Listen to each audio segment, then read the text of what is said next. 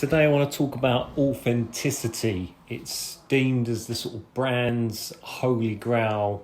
How can you get your message across, and how can you portray your brand in the most authentic way to the customer, but also to yourself and your team internally? One of the arguments, or should I say possible objections, that we come across when we're delving into these areas is, how do you come across authentic without sounding fake and in turn unauthentic?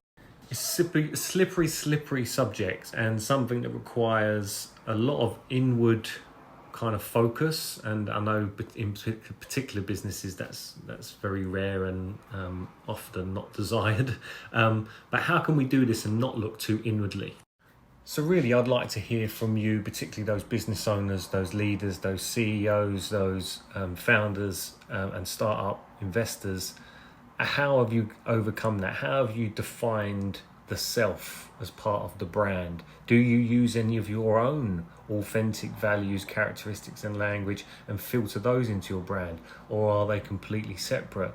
Or do you look at the customer and think, what does the customer want from a supplier, a service provider, another, and how are you filtering that in? I'd love to hear from you. Please do comment below or shoot me a message, as this is an area that many fall down.